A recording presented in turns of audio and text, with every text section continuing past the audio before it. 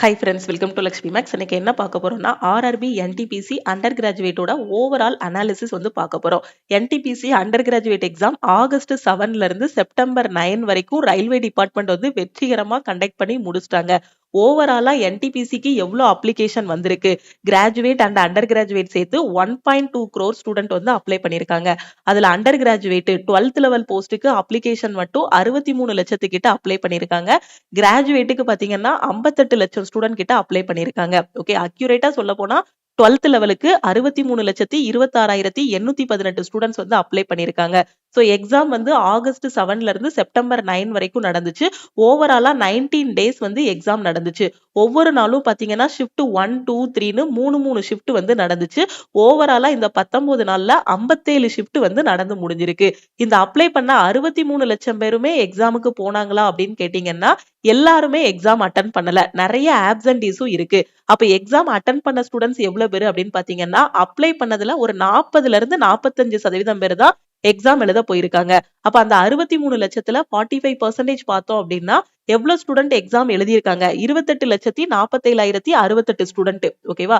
63 லட்சத்துல எக்ஸாம் எழுத போனது எவ்வளவு அப்படின்னு பாத்தீங்கன்னா 28 lakhs ஆல் ஓவர் இந்தியால நான் சொல்றேன். ஓகே, 28 லட்சம் பேர் வந்து எக்ஸாம் எழுதியிருக்காங்க. இதுல நமக்கு 57 ஷிஃப்ட்டுமே டஃபா இல்ல. அதுக்காக 57 ஷிஃப்ட்டுமே உங்களுக்கு ஈஸியா இல்ல. சோ சில ஷிஃப்ட் வந்து ஈஸியா இருந்துச்சு, சில ஷிஃப்ட் பாத்தீங்கன்னா ஈஸி டு மாடரேட்டா இருந்துச்சு. ஓகேவா?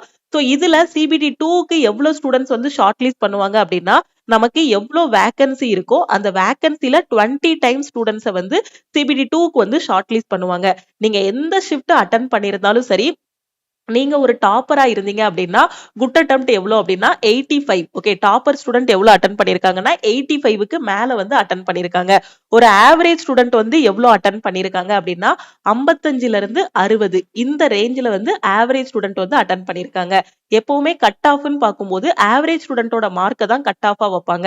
இப்ப நடந்து முடிஞ்ச என்டிபிசில உங்களோட அட்டெம்ப்ட் வித் 100% அக்யூரசியோட 55க்கு மேல இல்ல 60க்கு மேல நீங்க அட்டன் பண்ணிருந்தீங்க அப்படின்னா அது வந்து குட் அட்டெம்ப்ட். ஒவ்வொருத்தருக்கும் கட் ஆஃப் வந்து மாறும். ஜெனரலுக்கு ஒரு கட் ஆஃப் வைப்பாங்க, ஓபிசிக்கு ஒரு கட் ஆஃப் வைப்பாங்க.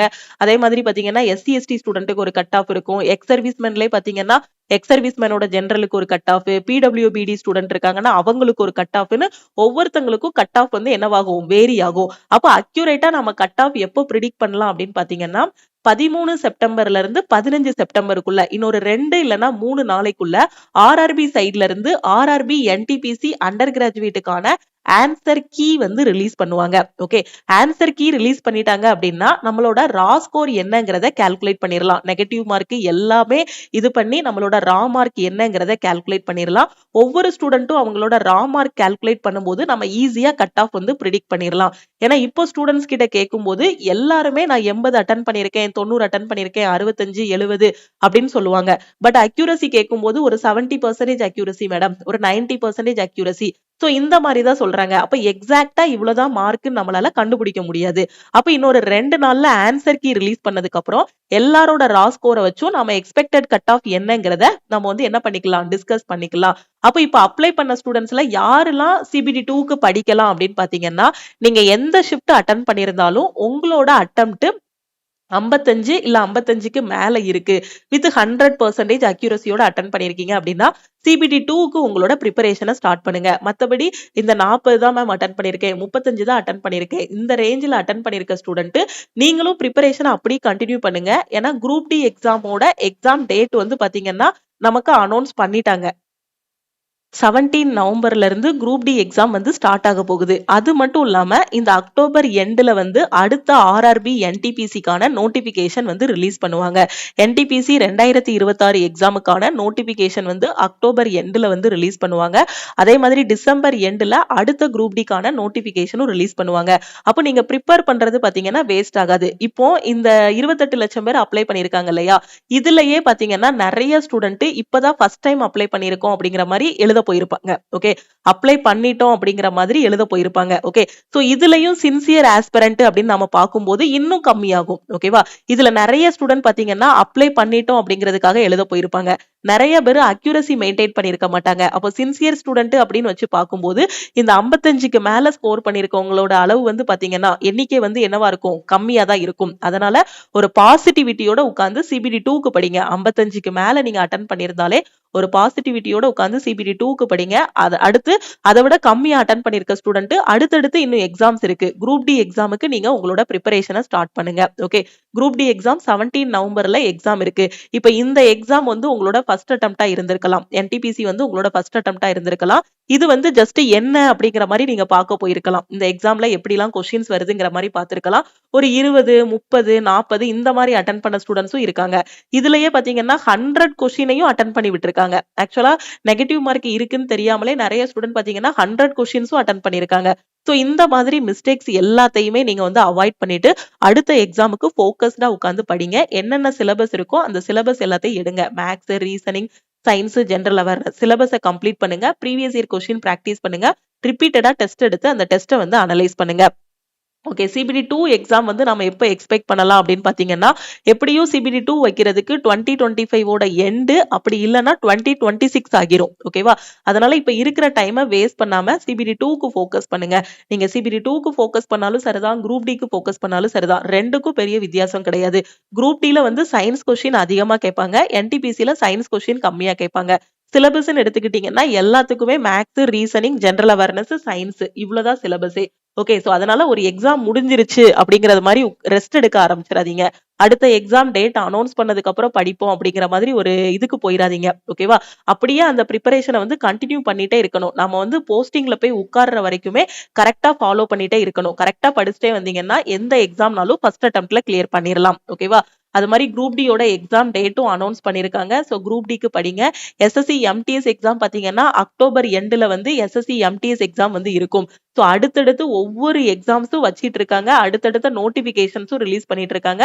சோ கரெக்டா ஃபாலோ பண்ணிட்டே வாங்க. அந்த கன்சிஸ்டன்சியை விட்டுறாதீங்க.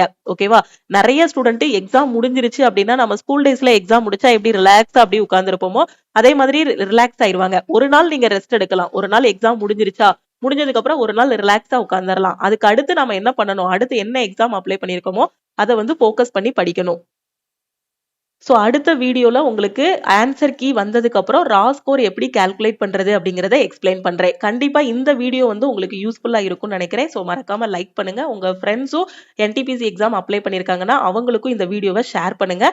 சோ சிபிடி 2க்கு ஃபோக்கஸ் பண்ணி படிக்க ஆரம்பிங்க. ஓகேவா, அதே மாதிரி நான் குரூப் டி எக்ஸாமுக்கு இப்பதான் படிக்க ஆரம்பிச்சிருக்கேன். என்டிபிசி சிபிடி 2க்கு வந்து நான் ஃபோக்கஸ் பண்ணி படிச்சிட்டு இருக்கேன். அடுத்து வரக்கூடிய என்டிபிசி எக்ஸாம் ப்ரிப்பேர் பண்ணிட்டு இருக்கேன். வரக்கூடிய குரூப் டி எக்ஸாம்ஸ் ப்ரிப்பேர் பண்ணிட்டு இருக்கேன். எஸ்எஸ்சி எக்ஸாம் ப்ரிப்பேர் பண்ணிட்டு இருக்கேன். அதுக்கு எனக்கு ஒரு பெஸ்டான கிளாஸ் வேணுங்கிற ஸ்டூடெண்ட் இந்த நம்பரை லக்ஷ்மி மேக்ஸ்ன்னு சேவ் பண்ணிட்டு இந்த நம்பருக்கு ஐ வாண்ட் ஆல் இன் ஒன்னு மெசேஜ் பண்ணுங்க.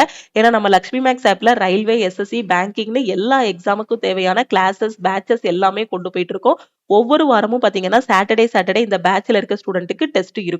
ஓகே, அது மட்டும் இல்லாம குரூப் டிக்கு உங்களுக்கு டெஸ்ட் பேட்ச் வேணும்னாலும் சரி, இல்ல சிபிடி 2க்கு என்டிபிசியோட சிபிடி 2க்கு டெஸ்ட் பேட்ச் வேணும், நான் டெஸ்ட் பிராக்டிஸ் பண்ணணுங்கிற ஸ்டூடெண்ட் நம்ம லக்ஷ்மி மேக்ஸ் ஆப்ல இருக்கக்கூடிய டெஸ்ட் பேட்ச்லயும் நீங்க ஜாயின் பண்ணிக்கலாம். ஓகே, எந்த சென்ட்ரல் கவர்மெண்ட் எக்ஸாம் ப்ரிப்பேர் பண்ணாலும் சரி அதை நான் ஃபர்ஸ்ட் அட்டெம்ப்ட்ல கிளியர் பண்ணணும், இப்ப இருந்தே நான் சென்ட்ரல் கவர்மெண்ட் எக்ஸாமுக்கு ப்ரிப்பரேஷனை ஸ்டார்ட் பண்ணிருக்கேங்கிற ஸ்டூடெண்ட் டைரக்டா நம்ம லக்ஷ்மி மேக்ஸ் ஆப்ல இருக்கக்கூடிய ஆல் இன் ஒன் கோர்ஸ்ல ஜாயின் பண்ணிக்கோங்க.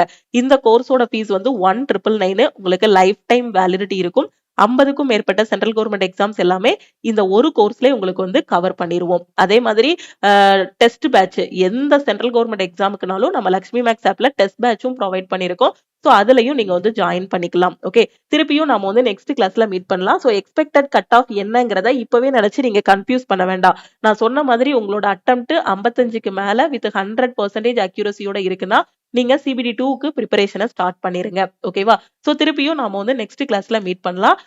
ரா ஸ்கோர் கால்குலேட் பண்ணதுக்கு அப்புறம் ஆன்சர் கீ வந்ததுக்கு அப்புறம் எக்ஸ்பெக்டட் கட் ஆஃப் என்னங்கிறதுக்கான வீடியோ வந்து உங்களுக்கு அப்லோட் பண்றேன். ஓகே, நம்ம டெலிகிராம் குரூப், டெலிகிராம் சேனல் இன்னும் ஜாயின் பண்ணல அப்படின்னா டெலிகிராம் குரூப் அண்ட் சேனல்லையும் ஜாயின் பண்ணிக்கோங்க. இன்ஸ்டாகிராம்லயும் லக்ஷ்மி மேக்ஸை ஃபாலோ பண்ணிக்கோங்க. திருப்பியும் நெக்ஸ்ட் கிளாஸ்ல மீட் பண்ணலாம். தேங்க்யூ.